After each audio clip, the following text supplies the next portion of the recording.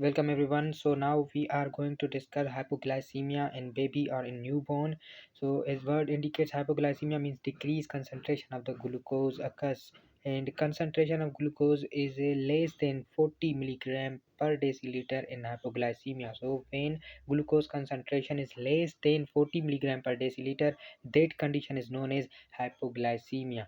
Now there are two conditions in which hypoglycemia can occur. First one is excessive insulin, and the second is diminished production of glucose or diminished gluconeogenesis. So these two conditions can predispose hypoglycemia. First one is decrease excessive glucose, and second is decrease excessive insulin, and second is decrease glucose production. So in this way hypoglycemia can happen. Now first condition in which there is excessive insulin is infant of diabetic mother has excessive insulin.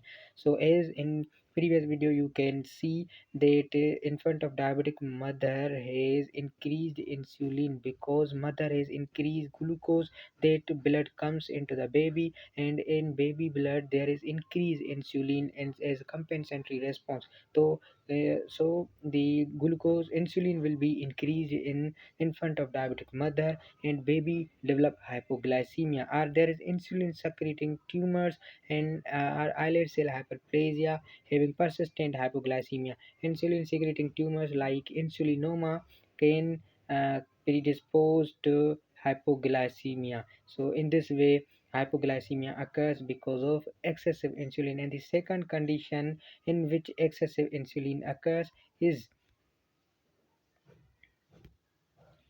excess decreased glucose production from non-carbohydrate compound like intrauterine growth retardation, or baby who are growth retarded may develop decreased glucose production. Preterm babies can also develop diminished production of the glucose, and asphyxia, sepsis, inborn metabolism of glucose or the carbohydrate, babies can develop hypoglycemia. So these are the causes in which baby will have diminished production of the glucose. So now what can be clinical features for hypoglycemia? Clinical features include, first of all, there will be sweating in the baby, jitteriness and tremors will be there, feeding problem, baby will not feed because of lethargy and tachycardia occurs, hypothermia, hyponatremia, seizures and myocardial infarction can occur in the baby of hypoglycemia. So in this way baby can develop hypoglycemia, diminished glucose because of insulin excess or decreased glucose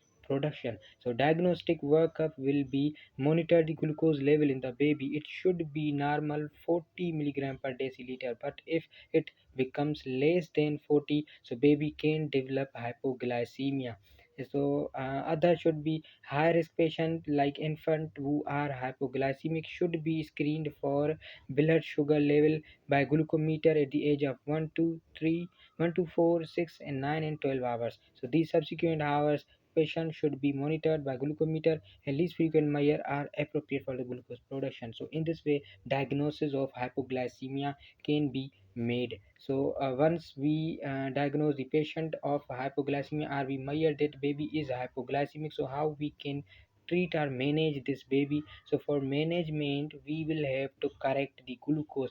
If random blood glucose is greater than 40, follow usual nursery protocols. Early feeding should be there in the baby. Breastfeeding formula is encouraged. If random blood sugar is 20 to 40, then feed the baby 5 milligram per liter and repeat blood glucose checking by glucometer every 20 minutes. If RBS, random blood glucose, is low, then begin to continue infusion of dextrose water.